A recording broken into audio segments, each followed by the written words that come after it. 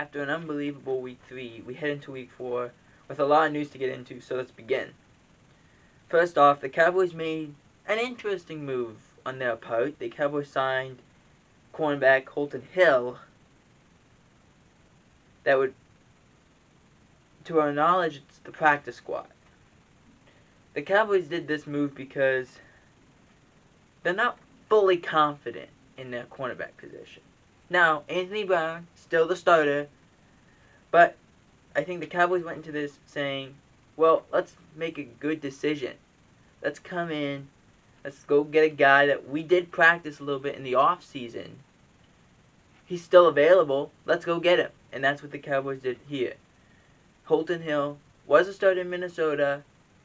He's bounced around the league quite a bit. Now he's on the Cowboys practice squad. Browns wide receiver Davon Davis, who led the league in receptions, was suspended for 2 games during the preseason. Like, he led the league in receptions during the preseason. Now he got suspended 2 games. Then just got released by the Browns. It was a crazy start, I think, for Davis. He did not play. The Browns decided to go in a different direction, and now he is on the streets. And was expected to get picked up pretty quickly.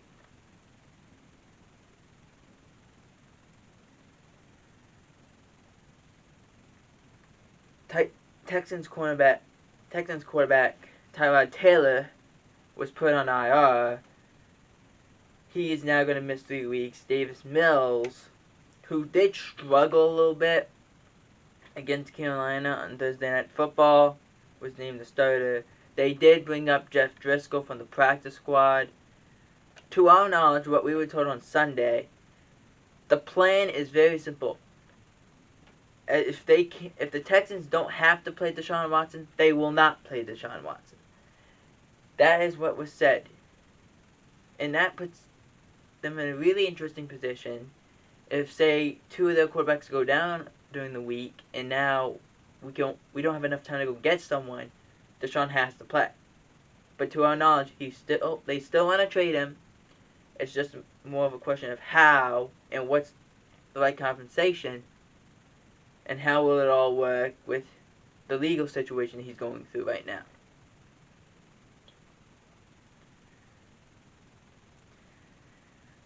The Cowboys released kicker Liam Hairulahu. And the reason why they did this, they were not confident in Greg Zuerlein, if he was going to fully be there. But he did enough against the Chargers for them to say, yeah, he's the guy. So they released Hairulahu for the 2nd time. And that's just the way the NFL goes. The more film you can get on, the better. And the more teams that you can be on, the better. Because you have another chance to get picked up. It's official. Justin Fields was named the starter for Week 3. Now, he came back after the game after losing to Cleveland, which was not going to be an easy game for him. He did get a little banged up on his hand, even though he said it was fine. I don't agree with where the Bears are going with this. That everyone's in play now.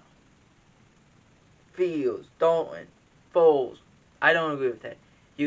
I agree with what Jimmy Johnson said on Fox NFL Sunday. He said, look, you keep him on the field. You keep Justin Fields on the field. The reason why you do that, he will make mistakes. You will lose games. But he's not going to learn unless he's on the field. You gotta let him be on the field.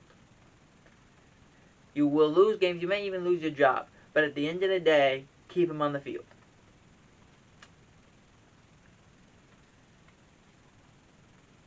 Tua, who was out for Week 3, it was told he had fractured ribs. Now, this is a very interesting situation going. Tua has not been the most healthy quarterback, obviously with the hip issue and the ankle issues. But to me, he still gives you the best chance to win. He's better than Jacoby Brissett, I believe. Even though I believe Jacoby Brissett can win you games. As we saw, the Dolphins almost won the game against Las Vegas.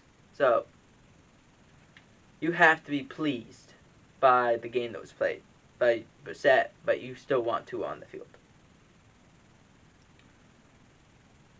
As we said, Tyrod Taylor was moved to IR. Jeff Driscoll was moved from the practice squad onto the active roster. They have plans that when they do trade Deshaun Watson, it's more of a question of how much compensation are we getting back in return.